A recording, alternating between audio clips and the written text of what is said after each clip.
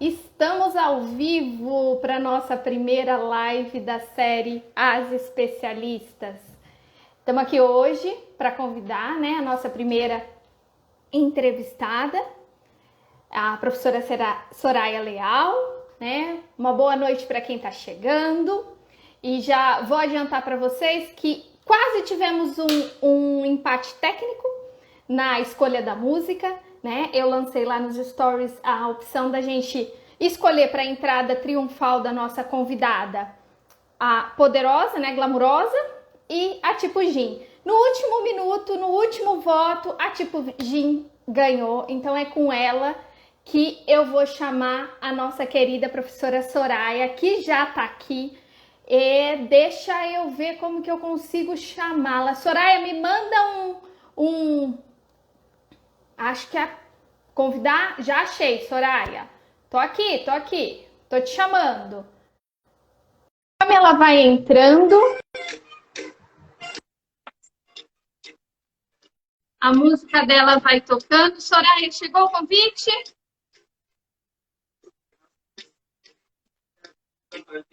Calma, já convidei, só esperar ela chegar. Ela tá chegando.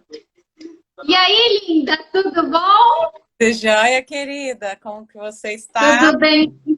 Escolhemos essa música maravilhosa para você. Pois é, tá? E vou te falar por que eu escolhi, que eu levantei essas duas músicas para a gente começar esse bate-papo super gostoso. Para quem ainda não conhece, Soraya Leal, é um prazer estar aqui com você hoje. Eu que agradeço o convite. E dentro da odontopediatria, Soraya, eu te vejo como uma pessoa muito poderosa e com um olhar muito brilhante para captar realmente as respostas que a gente precisa. Então, assim, quem conhece a sua trajetória, não só na HMI, muito antes disso tudo acontecer, você tem um olhar quase que preciso para responder o que a gente precisa ouvir, Então, essas duas músicas que eu levantei, junto com o pessoal nos stories, e muita gente votou, e muito acirrada essa disputa, exatamente para trazer essa essência da Soraya, que é uma pessoa assim, que você falou sobre uma dúvida, você pode contar que 6 meses tem um artigo publicado com a resposta baseado em evidência científica. Então, é esse sentimento que eu queria trazer para essa nossa primeira live da série As Especialistas, que vamos falar muito de HMI e não tinha como começar se não fosse com você, Soraya. Então, diga boa noite para a galera, fica à vontade, a casa é sua. Bom, boa noite a todos e a todas que estão nos assistindo. Não tem como não começar, agradecendo a você, Camila, pelo convite. E ainda mais depois que eu vi, com as nossas outras poderosas colegas. Eu admiro todas elas. Já trabalhei com todas, deixa eu ver. Sim, com todo mundo, eu já fiz alguma coisa. Então, realmente, para mim é um prazer enorme e falar sobre um assunto que é para mim, e eu vou contar um pouquinho disso, de como que a HMI cruzou o meu caminho. Então, eu acho que é super importante. Eu gostaria de parabenizar você por essa iniciativa, porque às vezes a gente que fica muito na academia, a gente tem uma dificuldade natural de transportar o conhecimento que está sendo gerado no dia a dia pelos estudantes, quer seja no mestrado, doutorado, iniciação científica, enfim, pós-doutorado, para quem mais precisa, que é quem está lá na ponta, que é o dentista, e às vezes a gente publica coisas de impacto em revistas assim, mas em inglês, às vezes revistas que as pessoas não têm acesso, Então, eu acho que essa forma de comunicação que você criou é louvável, mas não só porque é uma forma de comunicação fácil, mas porque você baseia tudo que você faz, que você fala, em evidência. E isso é um diferencial. Porque hoje, se a gente entrar na internet e der um Google aí, um monte de coisa sobre um monte de assunto vai aparecer. E aí a nossa dúvida mas será que eu acredito nisso? Será que isso é verdade? Né? Então, eu acho que isso é realmente... Eu acho que você foi, assim, acertou em cheio, tá de parabéns. O seu trabalho é super bonito. Você sabe que eu sou sua fã e sempre incentivando, porque eu acho que a gente precisa disso também.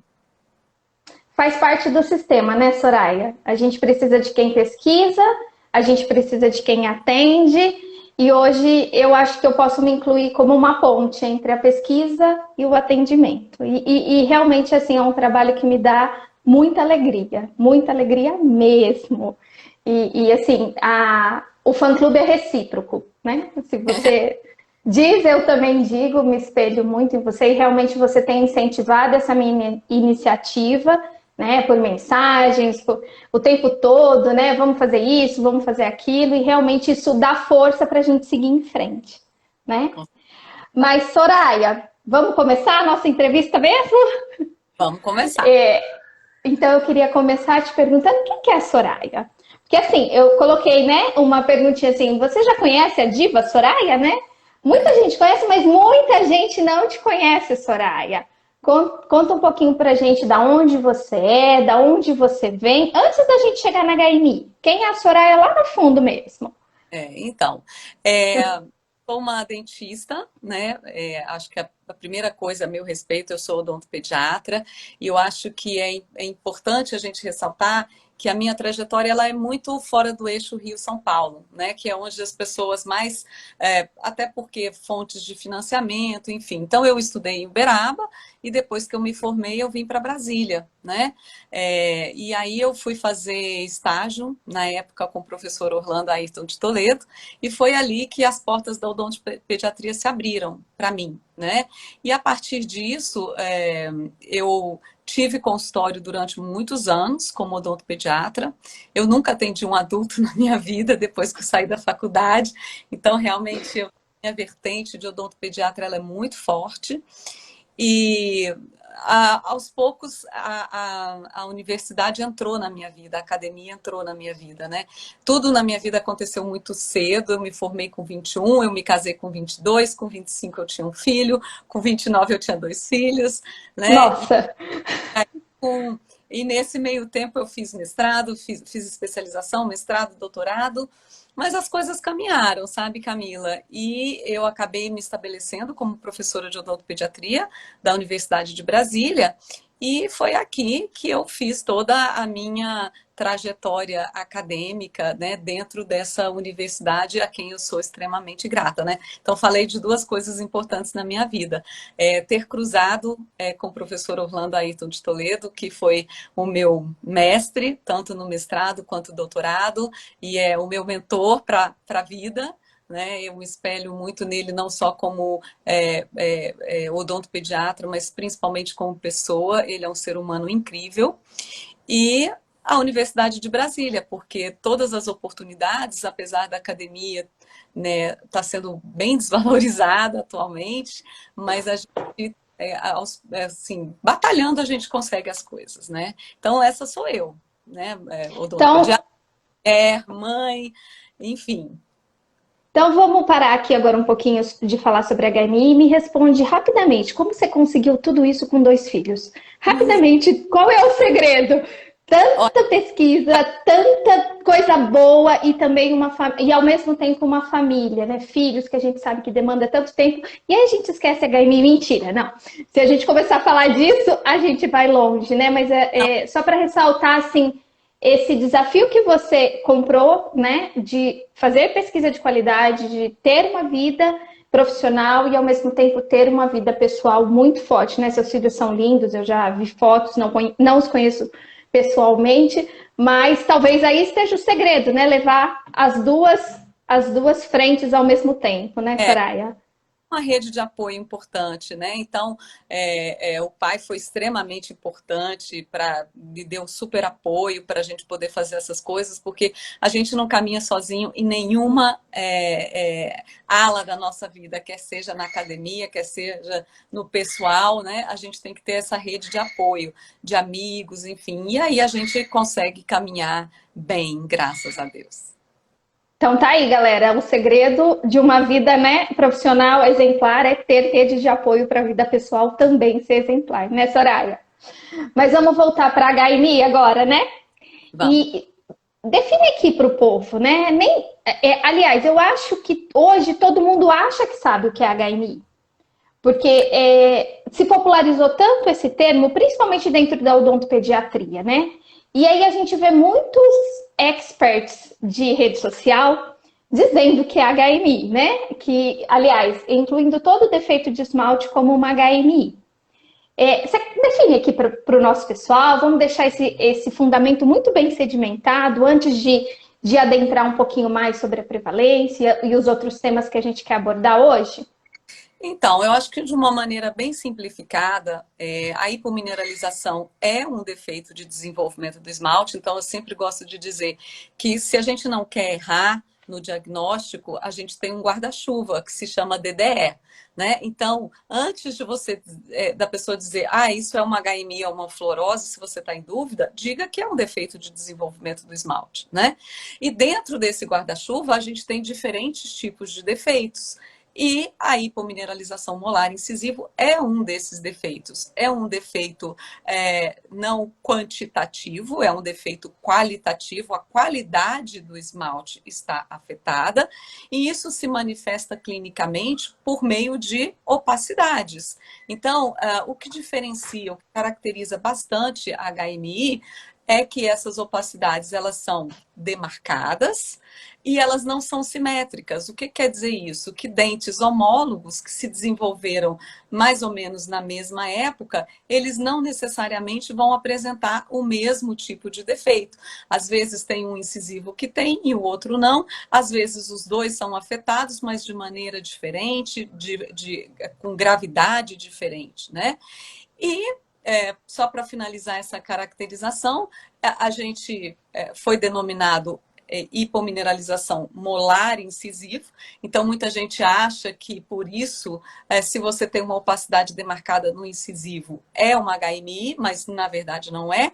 Para ser, um dos molares precisa necessariamente estar afetado. O contrário não é verdade. Às vezes, se o molar, um único molar estiver afetado e nenhum dos incisivos não for acometido, ainda assim é uma hipomineralização molar incisiva.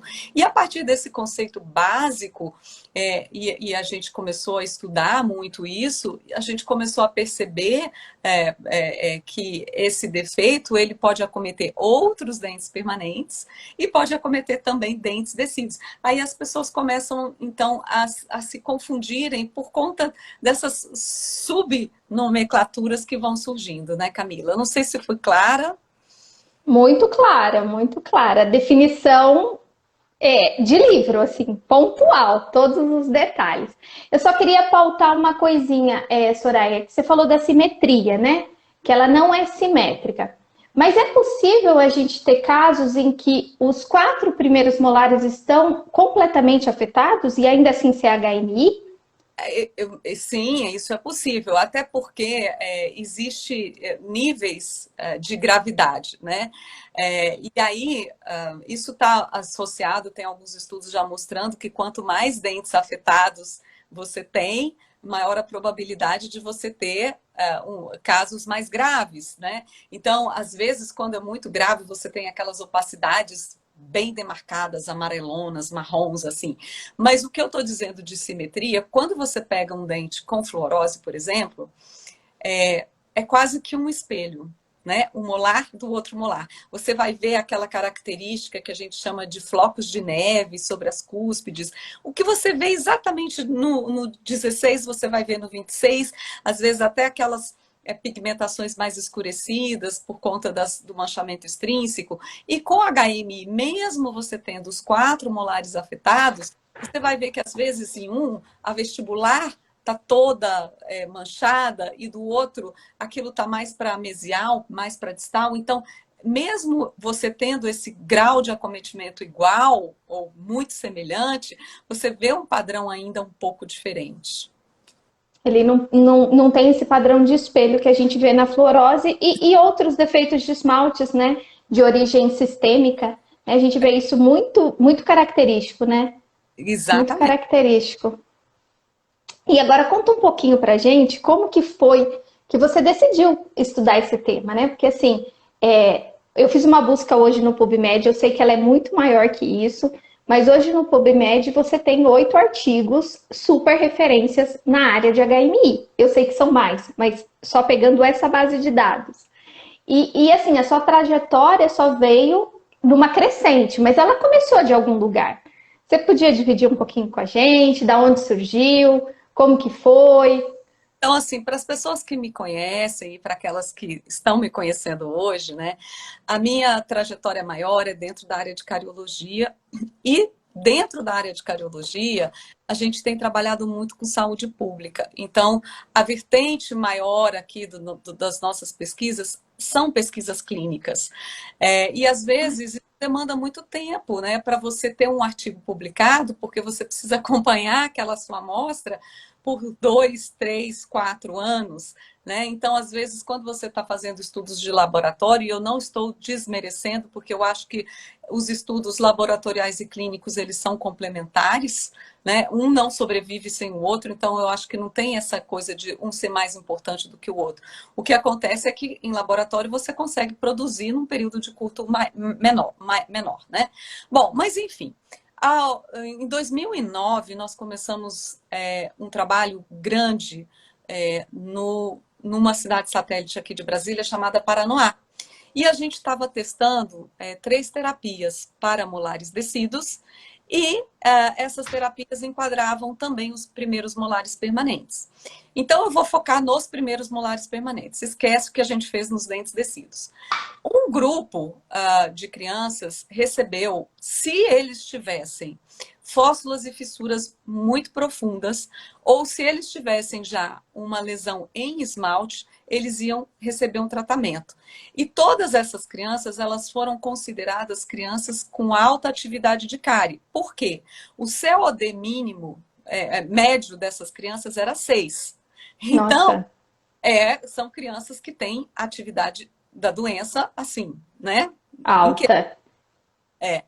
Então, essas crianças receberam um grupo selante, do tipo ART, ou seja, feito com ionômero de vidro, um outro grupo selante resinoso e um outro grupo, ele foi submetido a um tratamento de escovação supervisionada. Não se fez nenhum tipo de intervenção que não fosse a escovação. Todo dia depois do lanche, as crianças eram supervisionadas com creme dental fluoretado durante a escovação. E aí a gente acompanhou a evolução e nós tivemos pouquíssimos insucessos. O que foi considerado insucesso para os molares permanentes?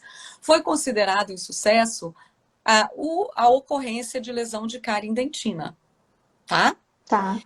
E os casos foram muito poucos. E a gente resolveu, então, olhar por que que, mesmo, e muito engraçado, se eu posso dizer assim, mesmo a mesma taxa de falha que a gente observou no grupo selado, a gente observou nos dentes que não fizemos nada. Então a gente ficou intrigado. Como assim? A gente selou e esse dente evoluiu para lesão dentina. E aí nós voltamos com as fichas e fomos olhar os primeiros molares permanentes que falharam. E todos falharam. E todos os molares que falharam, eles tinham defeito de desenvolvimento do esmalte. Eles tinham HMI.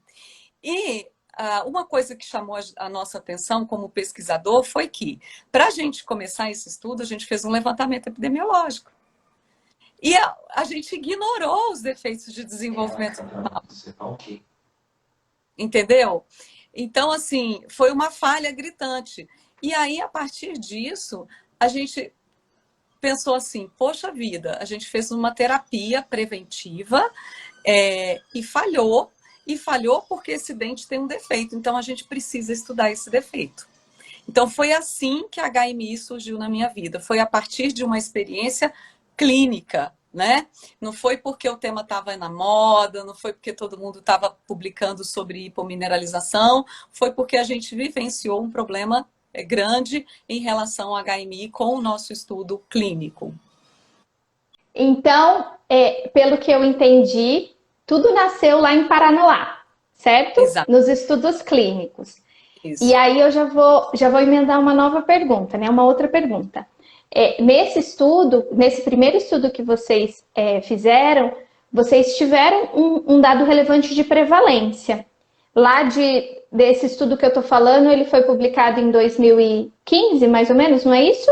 Isso, porque esse estudo clínico foi em 2009, que a gente ignorou a HMI, porque a gente, né, como pesquisador, você pode ver, olha a falha, mas a gente vai aprendendo, né? E aí, depois que Sim. a coletar os dados, a gente resolveu, então, fazer um novo levantamento para determinar a prevalência naquela população. E a prevalência naquela época que a gente encontrou foi de 14,69%. Em média, 15% das crianças, ou seja, uma criança e meia, a cada uma criança e meia que a gente via, né, de 10, uma e meia tinha o problema. E você acha que esses índices estão aumentando ou não? Você tem alguma percepção com relação a esses números? Uma vez que você já fez uma série de trabalhos, né? Você tem Então, alguma percepção? claramente, Camila, para a nossa população, para que a gente está estudando, a gente tem um aumento da prevalência, sim, um aumento de incidência. Por quê? A gente tem feito todos os estudos na mesma comunidade, né? Então, Uhum. fez esse primeiro levantamento com crianças de 7, 8 anos de idade. Em 2000, o levantamento foi feito em 2014, os resultados saíram em 2015. Em 2017, a gente voltou a campo, nas mesmas escolas, ou seja, são crianças que têm a mesma característica socioeconômica, enfim. E avaliamos de novo uma nova coorte de crianças com 8 anos de idade. E a prevalência que a gente encontrou foi de 16,1. Então, a gente teve 2% de aumento usando o mesmo critério diagnóstico, né? Então, isso chama atenção, porque Chama. alguma coisa está acontecendo. E isso é preocupante? Porque a gente não entende ainda por completo a etiologia, né? Então, Sim. se você me perguntar, Soraya, por que você acha que está aumentando? E às vezes o clínico que está ali fala, está aumentando porque agora eu aprendi a ver e eu estou vendo mais. Isso é óbvio. Mas aqui a gente está falando de um estudo no qual a gente tinha pesquisadores treinados, né, com um olhar ali calibrado para identificar, e no intervalo aí de 3 anos a gente viu um aumento aí de 2% da prevalência. Assim, só para reforçar, né, em Araraquara a gente tem mais ou menos o mesmo aumento, mais ou menos no mesmo intervalo de tempo. Então, se a gente fizer uma linha cronológica também dos estudos realizados na faculdade, a gente observa mais ou menos isso. Um primeiro estudo com 12,3% e depois já chegando perto dos 15%, né? De novo, é a mesma população, os mesmos pesquisadores e tudo mais. Só que isso a gente acho que só vai confirmar com o passar dos anos, né? Daqui uns 2, 3 anos, acho que a gente tem respostas mais densas com relação a isso, se está aumentando ou não, né? Eu, ima- E assim, opa, eu imagino que sim também. sim, né? Mas, Soraya, o que você acha? Assim, como que você vê o futuro da HMI? Que impacto isso vai trazer para a odontologia? Vendo assim que a maioria dos profissionais ainda não conhece HMI. A HMI ela ainda fica restrita a odontopediatras e a um grupo seleto de odontopediatras, porque não são todos que conhecem essa alteração. Que cenário que você vê em alguns anos com relação a essa problemática? Então, eu acho, Camila, que isso é um tema assim extremamente crítico do ponto de vista assim, a gente precisa levar esse assunto adiante e falar sério sobre isso. Por quê? Porque a HMI, ele é um desafio clínico por diversas razões, né? Primeiro que acomete a criança, às vezes os pais nem percebem que o primeiro molar está irrompendo, quanto mais que aquele primeiro molar está irrompendo com algum problema, né? Então, acomete um dente permanente numa fase muito crítica, que é no momento que o primeiro molar permanente irrompe. É um dente importante, não que os outros não sejam, mas é um dente importante. No momento que, às vezes, a gente tem essa dificuldade de higienização, que é característico, né, pela alcançar, a escova não alcança, enfim, vários fatores aí associados. A outra coisa, esse é um lado.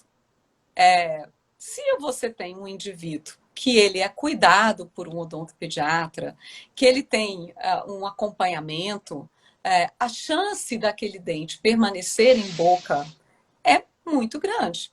Porque o profissional ele vai desde cedo tentar, né? Porque por enquanto a gente não tem ainda um protocolo, mas a gente tem algumas tentativas de evitar que aquela condição se agrave, porque a HMI ela é um problema, porque ao longo do tempo ela vai se agravar. Então, um defeito que é qualitativo, né, o dente está ali com aquela mancha, ele vai evoluir para uma quebra, né, por uma quebra pós-eruptiva. E, às vezes, essa quebra expõe esmalte, expõe dentina e a gente tem cárie associado aí. Bom, acontece que qual é o percentual da população brasileira que tem esse tipo de acompanhamento? Vamos refletir um pouquinho sobre isso, né? Uma Então, a gente parcela pequena. que majoritariamente a população brasileira, nessa faixa etária, né, infantil ou quer seja adulta, ela não tem acesso a esse tipo de atendimento, a esse tipo de acompanhamento. Ela depende do serviço público. E, de maneira alguma, eu estou criticando o serviço público do ponto de vista do profissional. Os dentistas que estão lá, eles são tão capazes quanto qualquer outro dentista, né? Porque Com essa toda certeza. é a missão de uma boa faculdade, de uma boa graduação, é formar um dentista que seja capaz de trabalhar, de se inserir no mercado, independente de ser na clínica privada, no serviço público ou na academia, né? Então, não existe Sim. essa diferença. O grande entrave, o grande gargalo é o acesso da criança ao profissional, né? Então, esse é um tipo de problema grave, por quê? Porque não pode esperar. Porque se você esperar para intervir, quando a criança conseguir chegar ao dentista, muitas vezes ela já vai chegar lá com uma cavidade atípica, né? E por que Sim. é uma cavidade atípica? Outro dia, até eu posso mencionar aqui o professor Fernando Borba, né, que todo mundo conhece, Claro.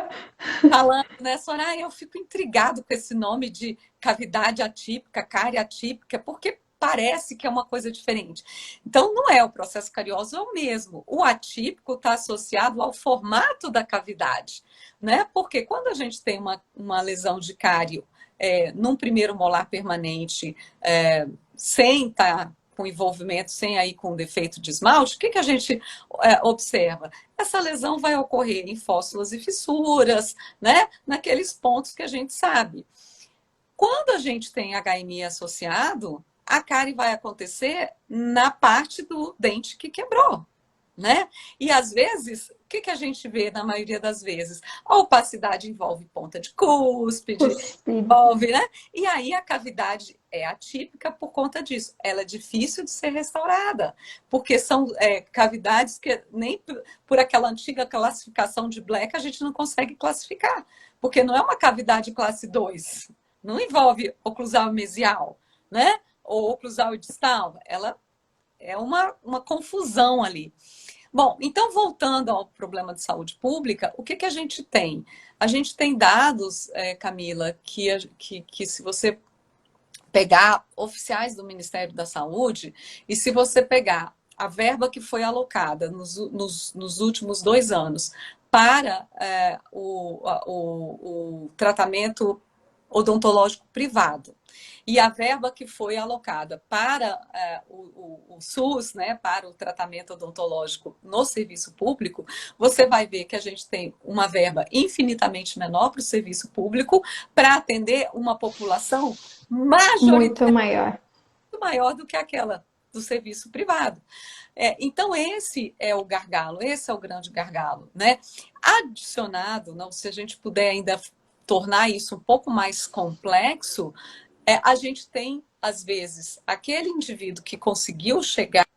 Ótimo, então eu vou aproveitar enquanto a Soraya deu uma saidinha e vou reforçar esse conceito de restauração e de cárie atípica, tá? Eu acho que a Soraya tá com algum probleminha aí na conexão e ela já volta. Isso. Soraya, só vou fechar aqui um raciocínio rapidinho com eles, reforçando essa ideia de cárie atípica e de restauração atípica, tá? Eu uso uma analogia de uma imagem que é uma árvore que ela cresceu em cima de um poste, né? Então, imagine um poste de energia, de madeira, e em cima desse poste, essa árvore germinou e cresceu, tá? É impossível isso acontecer? Não é impossível, mas ele é atípico. Por quê? Uma árvore ela só precisa de um lugar para semear. E a madeira fornece todas as necessidades que ela precisa. Então, ela vai florescer lá. Mas é um padrão típico para uma árvore florescer? Não. Então, eu poderia dizer que essa é uma árvore em um local atípico. Da mesma forma, a gente traz esse conceito para a cárie atípica e para a restauração atípica associada à HMI, né? Que foi isso que a Soraya falou. Muitas vezes ela está numa ponta de cúspide, que não é um lugar onde normalmente a gente encontra lesões iniciais de cárie, ou a cavidade restrita só à cúspide, né? Muitas vezes ela envolve todo o sulco, todas as fóssulas e fissuras, para depois acometer a cúspide. E nesse caso, da HMI, como ela está relacionada com o local que o defeito de esmalte estava anteriormente, ela vai ter essa característica completamente atípica. Então, assim, fixem esse conceito na cabeça de vocês. O atípico, ele tá ali para dizer que aquilo não está no lugar certo, tá? A Soraya não está me escutando, eu vou tentar chamá-la de novo para ver se eu consigo retornar ela para a live. Provavelmente ela está com algum probleminha na conexão, o que é normal, né? Nessa temporada, acho que foi. Vamos lá, foi. Gente, que papo isso, né? Com Estreia com emoção, né, Soraya? Se não tivesse emoção, não seria uma estreia, mas vamos lá. Eu aproveitei esse momento, fiz toda uma recapitulação com eles, e aí a gente agora dá seguimento, tá? Ok. Então, eu queria saber, né, de você, assim, também uma reflexão pessoal de qual que é o maior benefício de um dentista hoje capacitado em diagnosticar e tratar HMI? Que esse é o meu grande objetivo, né? Eu já compartilhei com você por mensagem e já compartilhei com os nossos seguidores que essas lives são um aquecimento para a divulgação do nosso curso, né? No final dessa temporada de lives, eu vou abrir um curso voltado para o diagnóstico e para o tratamento da HMI. E que eu, Camila, acredito ser de suma importância que a maioria dos dentistas conheçam a fundo essa alteração. E para você, o que isso significa? Ter um batalhão de dentistas capacitados para diagnosticar e tratar essa alteração? Então, Camila, eu acho que essa é a chave, né? Eu acho que essa é a chave para tudo, né? Dentro da odontologia. Tudo começa com um bom diagnóstico. Mesmo que você fale assim, eu não gosto de atender criança, ou eu não é a minha praia, ok, tudo bem, cada um no seu quadrado. Mas a partir do momento que você é capaz de identificar o problema e você é capaz de entender o impacto que aquilo pode ter na vida daquela criança, na vida daquela família, porque a HMI ela vai impactar na qualidade de vida, quando a gente tem crianças que precisam ir no dentista inúmeras vezes, né? Porque às vezes você faz um tratamento, o dentista faz e falha. A probabilidade de falhar o tratamento em um dente com HMI, ela é maior. Mas se você nem sabe que você está tratando um dente com HMI, a chance de você errar é ainda maior, porque você pode escolher inadequadamente o manejo, a forma de fazer o manejo. Então, mesmo que você não queira atender, é muito importante que você entenda e você faça vai referenciar para um colega, para quem quer que seja. Eu vou contar uma experiência sobre isso, Camila. Aqui em Brasília, a gente tem um colega que ele é uma sumidade mundial na área de dentística. O Dr. Cláudio Pinho, eu não sei se vocês conhecem, enfim. E aí, o Cláudio falou, Soraya, eu queria que você viesse aqui na clínica, dar um treinamento, um curso sobre odontologia de mínima intervenção. E eu fui junto com o professor Leandro Hilgert fazer. E, para minha surpresa, o Cláudio estava em sala de aula, ele fez o curso.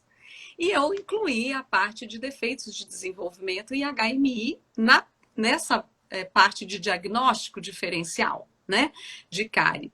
E aí, passado esse primeiro momento, o Cláudio falou, olha, Soraya, eu queria dar um relato, né? Eu sou um professor de dentística e eu vejo agora o quão despreparado eu estava para fazer o diagnóstico dos defeitos de desenvolvimento do esmalte. E a gente tem uma demanda enorme. Então, HMI não é um assunto para odontopediatra. HMI é um assunto para dentistas. Né? Para o ortodontista, por quê? Porque colar um bracket pode ser um desafio, porque a criança tem uma hipersensibilidade e o dentista vai jogar o ventinho lá para colocar o ácido, enfim, a criança não deixa. E aí ele fala, gente, o que tem? O que esse menino tem? Isso é cárie no dente da criança. E não é cárie. Então, esse é um assunto para o profissional que faz clínica geral, para quem faz dentística, para quem faz odontopediatria, enfim, não é um assunto para odontopediatra, é para todo mundo. E eu acho que essa formação ela deve começar na graduação, mas a gente sabe que esse é um assunto novo e que ele está sendo incorporado agora dentro dos conteúdos da graduação e mesmo assim a gente sabe que não são todas as escolas que abordam esse assunto, né?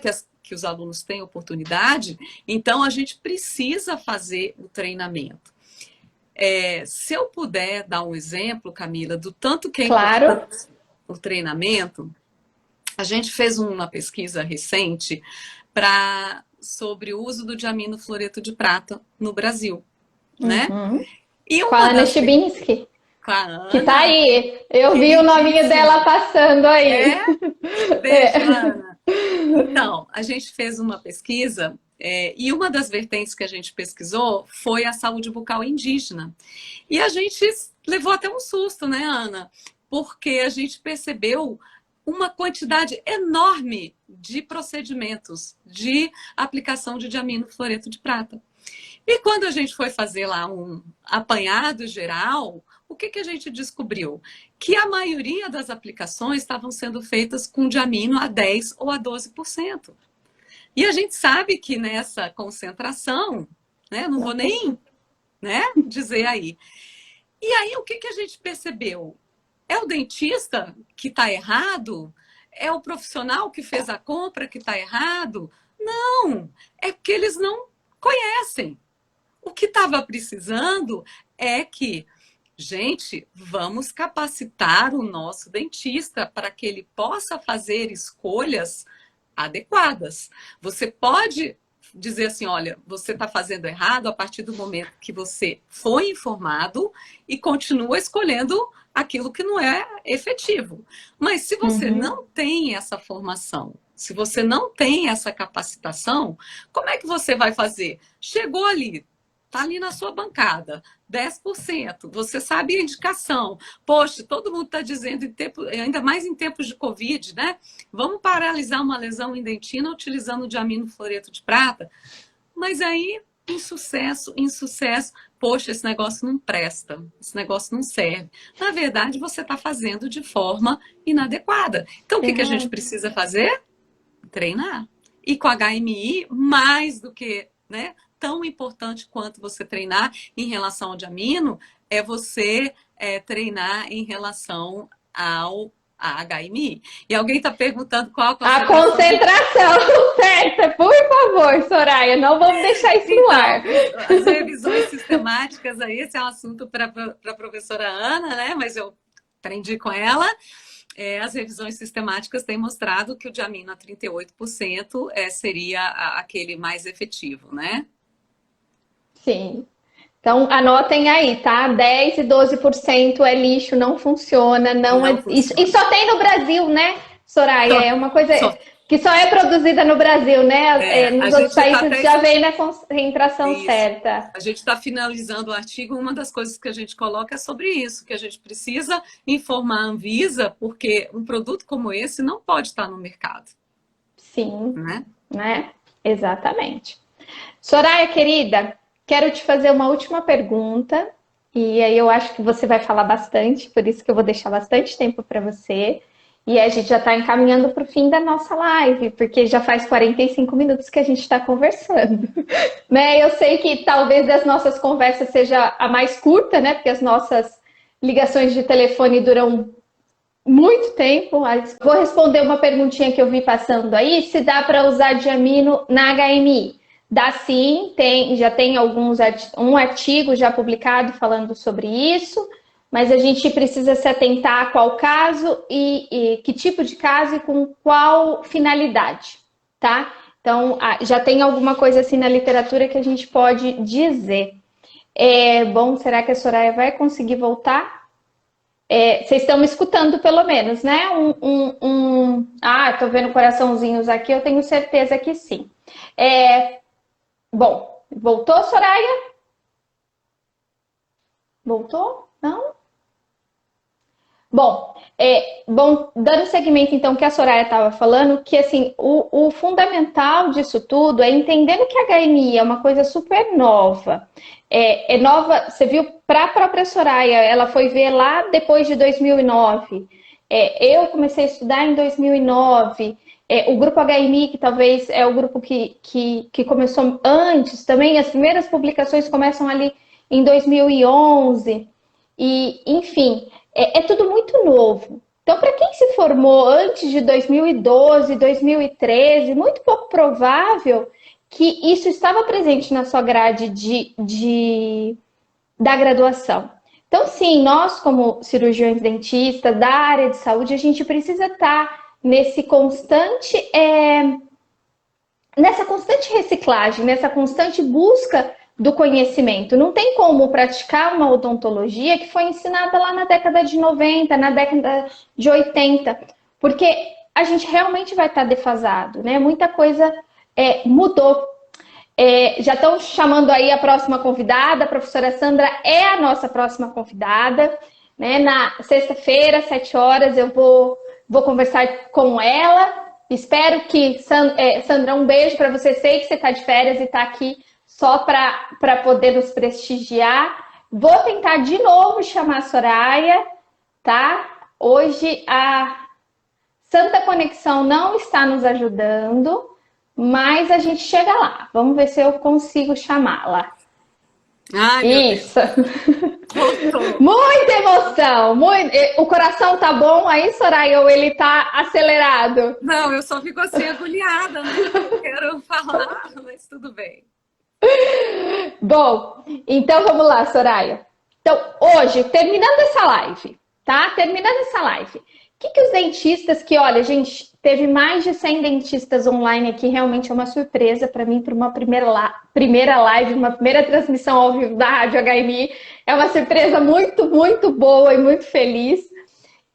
Mas me diga o que esse pessoal que nos está ouvindo hoje pode colocar em prática, né, no seu consultório a partir de amanhã, e isso também para quem está na saúde pública, né? Uma dica rápida, né? Que Instagram é lugar de dica rápida. Então vamos aproveitar esse momento para uma dica rápida para a gente colocar amanhã em prática na nossa vida clínica.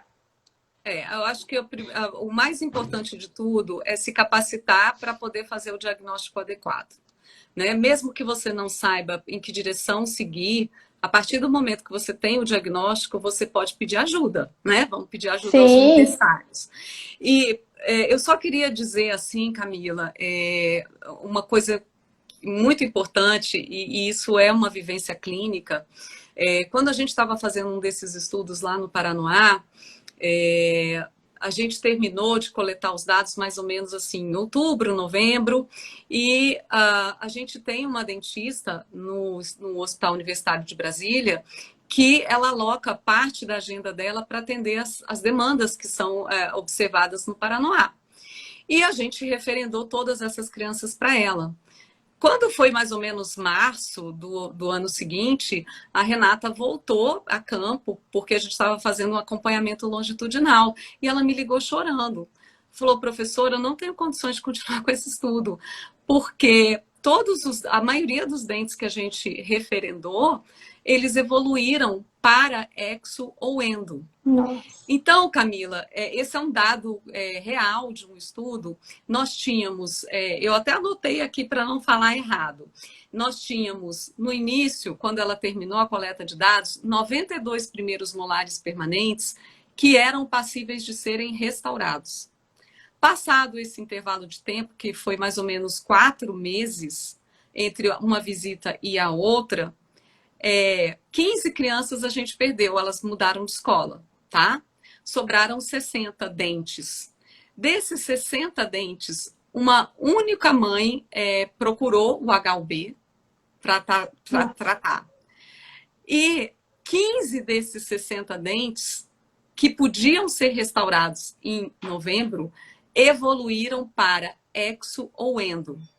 Então, é uma progressão muito rápida entre a quebra pós-eruptiva e o desenvolvimento de uma lesão cariosa. E dependendo do tipo de população que a gente está trabalhando, né, e aí na saúde pública isso é gritante, por quê? Porque na maioria das vezes a gente está trabalhando com populações de vulnerabilidade social. Que estão, e que a gente sabe que elas têm uma taxa de prevalência de cárie mais elevada, porque a cárie ela é uma doença polarizada, né? Então, ela está polarizada nessa população.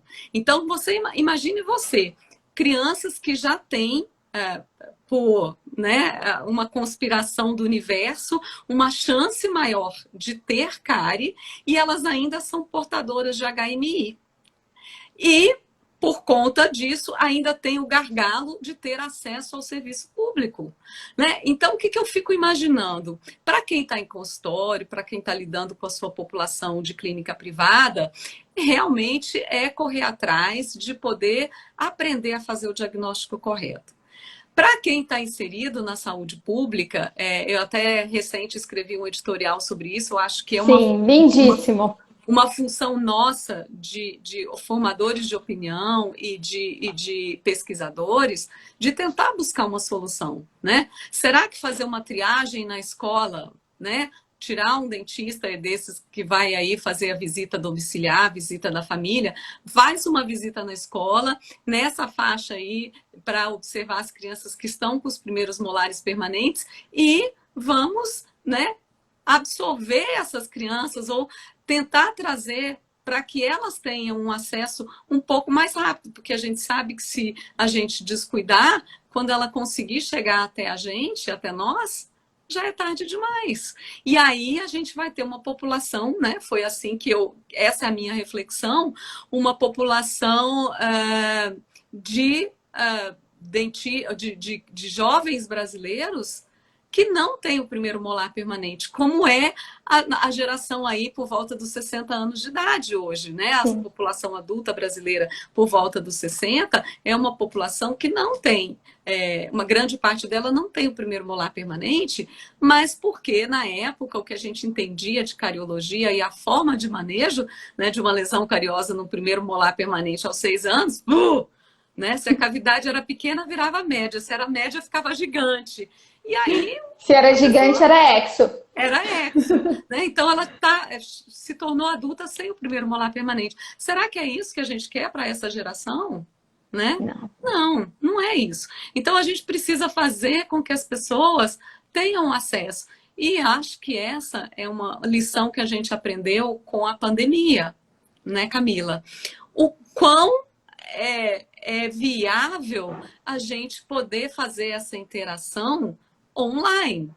Não tem o gostinho de ver, de tocar, de tomar o café junto, mas com esse objetivo de aprender, eu acho que é perfeito. É Né? perfeito. É perfeito.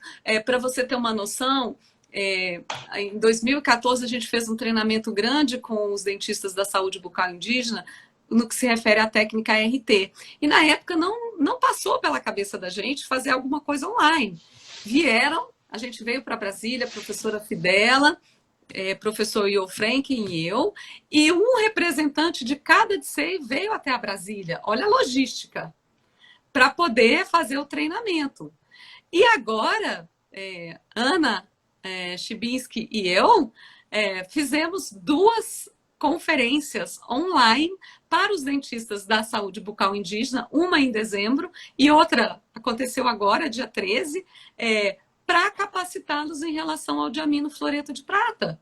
Né? E tenho certeza que com relação à quantidade, vocês atingiram um número muito maior nessa segunda vez. Na última conferência, porque parte dos dentistas estão em campo, né? Por isso que a gente dividiu, tinham mais de 160 dentistas. Como né? chegar presencialmente a tanta gente, né? Não, e são dentistas que estão lá no Rio Negro Solimões, lá no Alto Rio Negro, que estão em tribos, em aldeias, né? Então foi muito legal, acho que foi na primeira, todos eles numa região lá próxima a Manaus, todos os dentistas da saúde bucal indígena numa única sala, porque era o único lugar no povoado que tinha computador. Entendeu? Até arrepia. Não, então para você ver, assim, não é? Às vezes a gente está tão acostumado com essa odontologia, nossa, né? Porque eu tive consultório e eu tinha uma clientela, meus pacientes não tinha cárie, né? Era aquela coisa. E às vezes a gente imagina que o Brasil é assim, mas o Brasil não é assim, né? Infelizmente, eu gostaria muito que fosse. Né? Mas infelizmente não é. E assim, o que a gente está fazendo para melhorar o quadro de saúde bucal dessa população, né? Dessas crianças que são, como eu disse, socialmente vulneráveis. A gente precisa contribuir. E eu acho que você está contribuindo enormemente. Né? Estamos juntas. Você está de parabéns. Imagina, Soraya. Eu que agradeço. Soraya, acho que foi sensacional, mas eu queria fechar, não falando de HMI, né? Que eu vou copiar e colar a Sandra Calil, porque eu acho que a Sandra é maravilhosa em conduzir lives, então assim, eu copio e colo mesmo, se dá certo eu faço igual, não tenho problema com isso. Então comecei com música que nem a Sandra faz e vou terminar do jeito que a Sandra termina e eu não tenho problema nenhum, desde que eu cite a referência, tá tudo bem. Então a referência é a Sandra Calil. Eu gosto que ela termina sempre com uma pergunta mais subjetiva, mais pessoal. E eu refleti muito do que eu iria... Obrigada, Sandra. Obrigada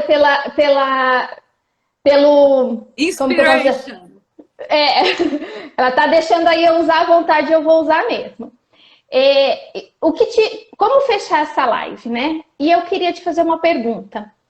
O que a Soraya de hoje, a Soraya 2022, diria para a Soraya que saiu da universidade, lá da graduação, aos 21 anos? O que essa Soraya diria para essa lá do passado? Olha, com certeza é acreditar nos seus sonhos, sabe? Eu acho que eu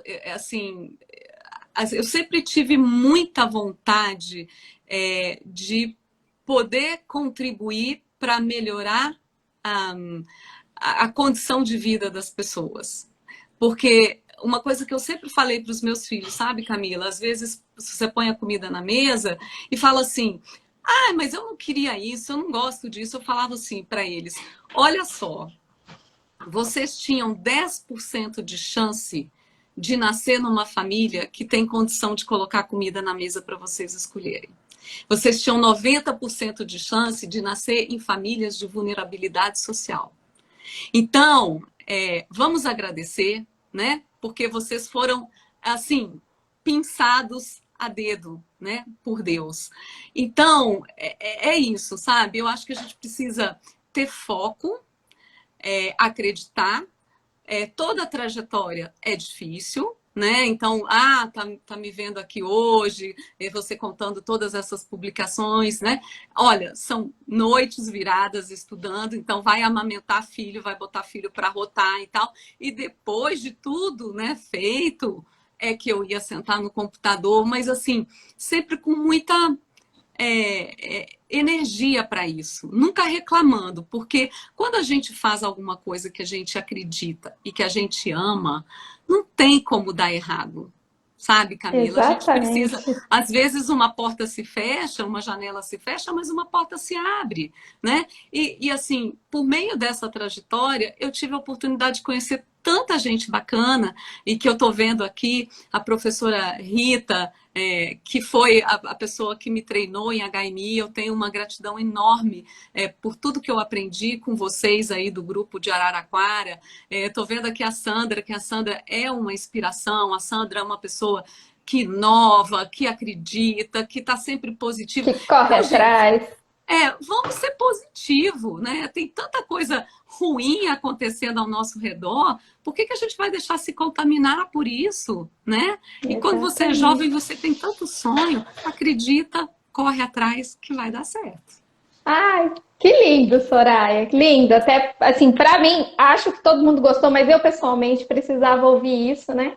Nesse momento em que de transição entre sonhos, mas que uma porta se fecha, uma janela se abre, enfim, e muita coisa boa está acontecendo. Então, acho que eu também precisava ouvir isso. Muito obrigada.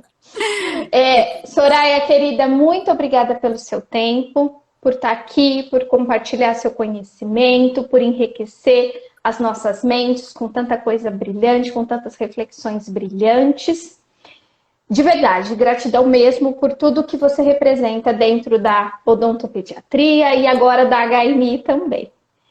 E Eu aí agora, opa, pode falar. Não, eu que agradeço, eu acho que vai ser muito legal. Tá vindo aí a Sandra, a Rita, a Isso. Isabel, né, que é uma geração nova, e isso é muito bacana. Você está vendo que as gerações estão se renovando, né? A gente tem aí a Rita, eu, a Sandra, agora tá você, um gás novo, a Isabel também com gás novo. É isso que move, é isso que é bacana. E a gente vai se complementando, a gente vai Sim. aprendendo uma com a outra. Não tem que ter competição, a gente tem que admirar o colega, e eu tenho uma admiração enorme por todas vocês.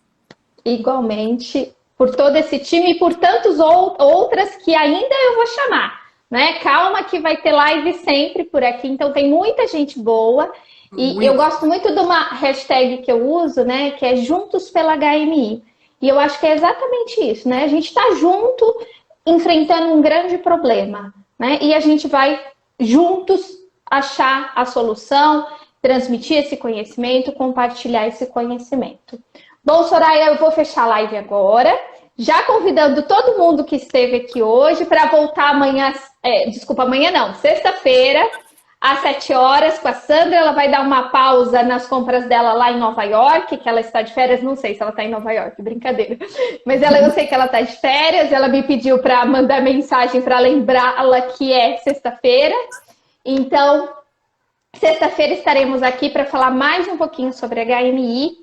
Então, um beijo grande para você, Soraya, especialmente, para todos os nossos ouvintes da Rádio HMI, que finalmente virou uma rádio ao vivo, né? Enfim, somos oficialmente uma rádio agora. E eu encontro vocês na sexta-feira, tá bom?